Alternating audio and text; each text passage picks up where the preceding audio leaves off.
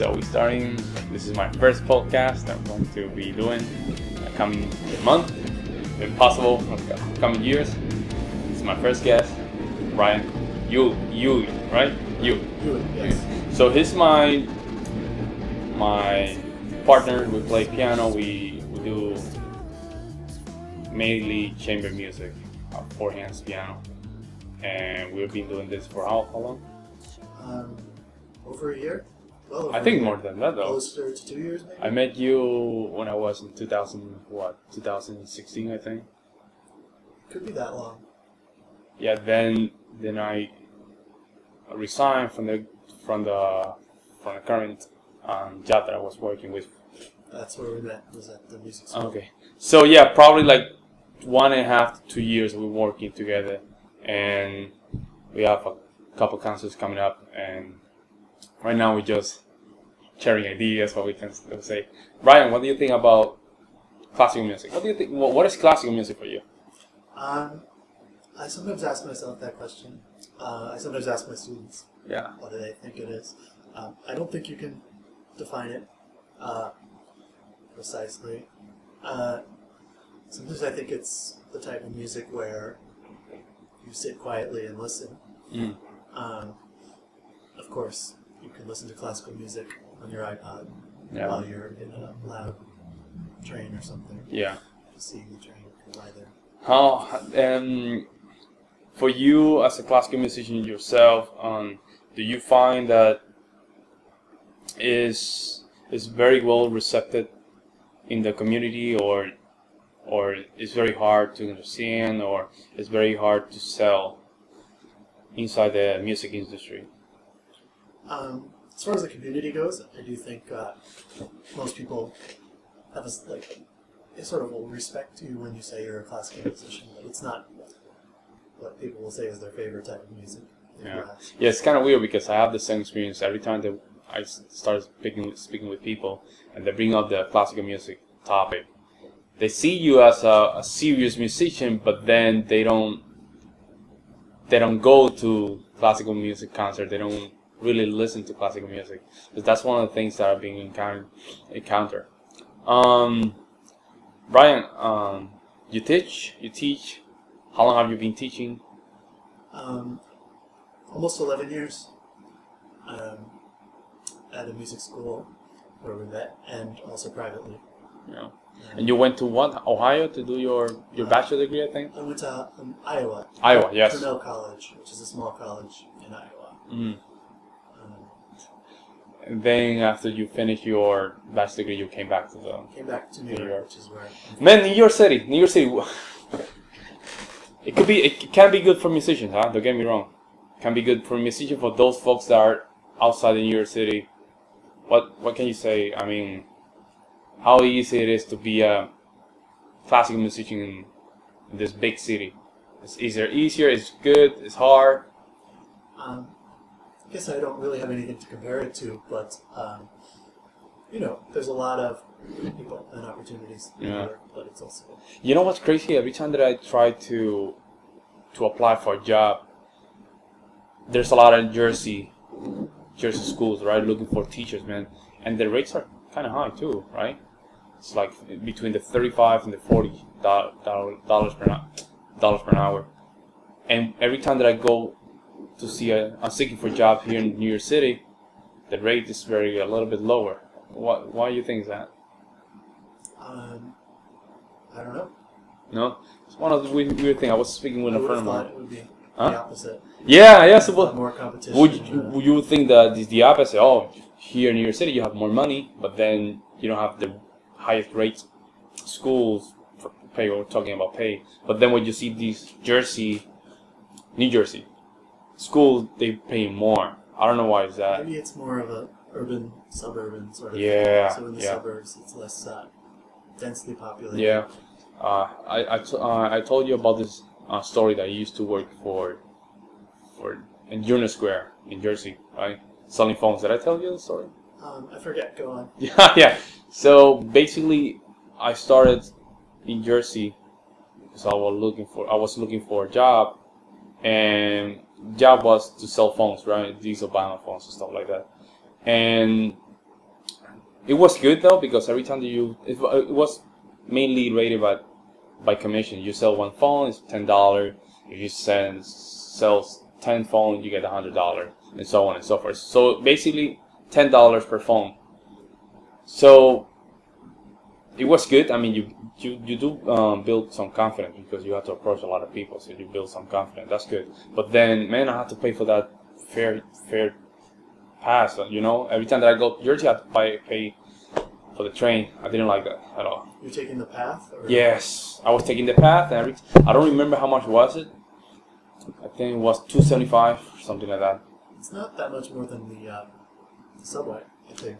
Yeah, I think it's pretty much the same. But then if you pay for the unlimited Metro card, you can use it to go to Jersey, Right. and that was a kill. That was a huge kill for me because even though one time I got stuck there because they didn't have money, so I had to make a lot of calls to just get some money just to go to New York City. Those one of those story. So one day I think was my last day of job on the job. I was in Jersey. It was 8 o'clock. I had no money. I lost my Metro card for some reason, and I couldn't just go to the other side. The guys from the MTA, they didn't allow me. They didn't want me to just go by, so I had to make calls and just stay there for until 11 p.m. something like that. Just try to get at least $10. It was crazy, man. One of those experiences. So how did you get back? Because they deposit some money in my bank account, so okay. I can do some transactions. But yeah, that's the only thing that really turned me off about Jersey. I think it could be a good deal if you have the MTA, right? The limited card, and you can just go easily to Jersey, like same here in New York City. But you can't do that. I think it's actually a different agency. It's the Port Authority, I believe, controls the PATH train. Oh, really? I thought they were the same. I mean, I thought Jersey, Connecticut, and New York were the same thing. The MTA, I think, is a separate agency from the Port Authority. They're both interstate agencies. I'm not sure about this, but I believe the Port Authority controls the PATH. Okay, but then the PATH train used the MTA system. They use the Metro card. The Metro card system, the right? MTA allows them to use the. I see what you're saying. That's the reason you can't just transfer. Yeah. So when I go to Jersey, I can't use the Metro card. I have to use another card. Well, you can use the Metro card on that train, but it's a different price. All right. Yeah. That's crazy, man. Do your own research. Don't quote me on this. But, yeah, it's kind of tedious. It's tedious. Yes. I don't know if I told you about this. When I went to Italy, there's no public transportation at all. You need car. I mean, if you are in the city in the small town, there's no public transportation. You need a car to just move around. What town were you in? Tuscany. Right. Santiago, something like that. I don't remember. It was Tuscany. And there's a train that gets you there. But then after that, you have to call someone to pick you up. That's how they move around, right? It was beautiful. Good place. Good people. Good food. Clean air, which is very unusual for me because I've been living here in New York City. So when I do those transitions, I can see the difference, right? Very laid back. Laid back, not a lot of things going on. It's very humble, small, townish kind of place. Have you been outside the States? Or? Yes. Where? I have. Not enough, but I've been to Italy. You never told me this. Yeah, when I was in high school. That's why I was in Siena, which I believe is in Tuscany. Tuscany is like as a region, right? So I remember being in Siena, and they were having this big horse race around this. Yes. They called it the Palio, and just everything you say. Good food, much more laid back. Yeah. Beautiful buildings. But I also went to Rome. Ah, Portuguese. nice. They use the trains there. Yeah. It was How was your currency transactions when you changed from US dollar to euro? It was easier, or I've never had any real problems with that. Actually, when I was in Italy, that was back in like maybe 1998 or something. ah, wow, So it was before the euro. it was before the euro, yeah. So it was the lira. But So same deal. You give in your money and you get Yeah. this funny looking money that's. I got some ripped, man. Oh, you got ripped off. Yeah, I got ripped off for that because I didn't go to the bank to Did change it my at money. the airport? It was in the train station. Okay. You know this small how do they call that? It's Kiosk. kiosk, yeah, a small kiosk, and there was nothing to change your money. So I went to the guy that had this small kiosk, and I told him, okay, I only have $14 American dollars. I said, okay, I can give you $5 because he went to the list and he said, okay, it's $5 with 30 cents, something like that. I'm like, oh, wow. I was like, okay, this is weird. How can you tell me that the value of the dollar is so low that I mean, it was weird. Then when I arrived to Tuscany, Santiago, they told me no, never go to the kiosk, go to a bank and change it directly from the bank. Because if you go to the kiosk, you're going to get ripped off. But it was too late. And if I didn't change it right there in the train station, I would never arrive to my destination. So this was one of the weirdest experiences that I have in Italy. Yeah, I don't think I will leave there though. You wouldn't live there. No, I wouldn't. It's a beautiful place, and I told this to the folks that were in Italy. It was way relaxed for me. Way. It was beautiful. Everything good. Stuff was a little bit slow for me. I need a little bit more. Then they have the reposo stuff, so you just lay back for 3 hours, something like that. Is that the same thing as a siesta? Yeah, very similar. Yes, but I don't do that though. Right. I don't do that. No, that's a Spain thing. Yeah, that's a Spain thing. Never been But to Spain. yeah, my brother went to Spain. I would like to go to those places, so I went now to Italy. I don't know if I want to go to London and UK. A lot like New York, I think. It's pretty much New York-ish, yeah. Probably to one of these weird South European countries like Greece and probably one of those. Portugal, I would like to go there too. Now let's see how it goes. I don't know if the money will be there, but somehow I'll manage to just go through it. Yeah. You want to go someplace more non-Western, like yeah. East and Middle East. Just, Saudi Arabia, maybe. I would like to go to Asia, especially Japan. I like Japan, South Korea, and if I get crazy, Thailand. Yeah, one of those three. I would love to go there. It's very tempting. Right? Also very expensive. Yeah. If you want some of those other countries that aren't so modernized, you wouldn't have to spend I see what you're saying. Yeah. So you say that if you go to Asia, just go to one of these poorest countries. Yeah. I don't know. You just mentioned all the really rich the really Saudi rich countries. Yeah. Japan, South Korea. I went to Egypt 2012. That was a lot of fun and Egypt, not too expensive. How much is it? You would say like if you have $100 with you, it's good. You could definitely, survive. Oh yeah, you could probably eat 3, nice restaurant meals. Man, I like that. I like that so much.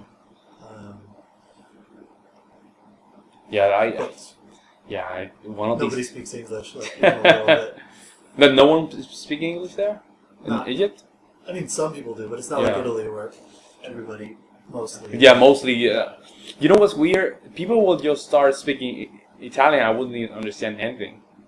Like you will say, there's some language connection between Spanish and English. Spanish is my first language, but every time they would just start speaking Italian, I will go. Oof. Do they think from your accent that you spoke Italian? No. Just me. When every time because there were a lot of Italian that didn't speak any English, So you somehow you have to communicate. Right. But every time they try to talk to me, I was like, okay, I don't understand this. Yeah. So mainly, I can pick up some words here, very similar to Spanish, but not like having a real conversation. I can't do that. I can't do that with the Italians. It's very hard. Future plans? What do you have? Future plans. What's new? Nothing too concrete, Yeah. specific. I definitely want to keep making music and playing the piano and teaching. I like to teach. Beyond that, Yeah. I don't know. I'm sure I'll find something exciting. I have to tell you something. Yesterday I went to a meetup, man. I think you saw something about that. Yes, a meetup, like a piano meetup group, right? You just go there and perform one song. You just meet other pianists. I went there yesterday, man. That was Is good. at the Opera Center? Yeah. I saw it. You saw that? Yeah. I went there, and you should go there. You should go there. There's a lot of, I mean, it's mostly not professional. I mean, there's some advanced pianists, but mostly like intermediate, advanced pianists. And I have to give you some information. They do it like twice a month or something like that. Every 2 Tuesdays, something like that.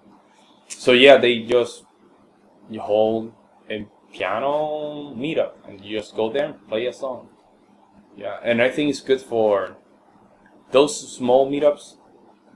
It's good to just maintain that performance state, right? Right. Yes, that's very important. Because I was there, I came from Italy, I already performed like a couple times, so I was in the zone, right? But there were a lot of people there, like, they don't perform like, you can say like, oh, I usually play good in my house, and I was telling them, that's because you need to play more in front of people. If you manage to just play a lot in front of people, of course, you will perform better. Right. It can be a whole different thing if you don't do it a lot. Yeah. Very nervous. Do you have the same thing? Like, how do you feel with that? Do you think like you become better? How can I say this? It's good to be nervous when you perform. It's so good to keep a little bit of that. But then, when you perform, when it has been a long time that you don't perform, how do you manage to just get into that? It depends. Like at the school where I've been for a long time, when we'll do a show, a recital, sometimes I'll play for the parents, and it can be 30 or so people, and totally confident in that situation. Yeah. But then I've had other situations where it's just 7 or 8 people, and I'm like really nervous. Yeah. So it's all about the context and how I'm feeling on that day. But the more different contexts that you can play in, but then, confident let me see if I can make my question better. So let's say you haven't played for 2 years in front of nobody, right?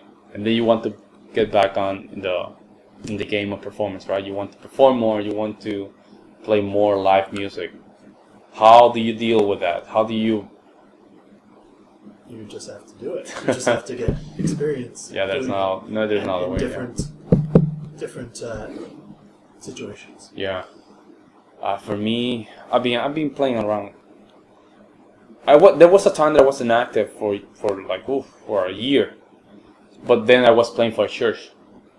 So that thing of playing in front of the church just to get things done right away, I would feel a little bit nervous, but then as soon as I play, I would be in the zone.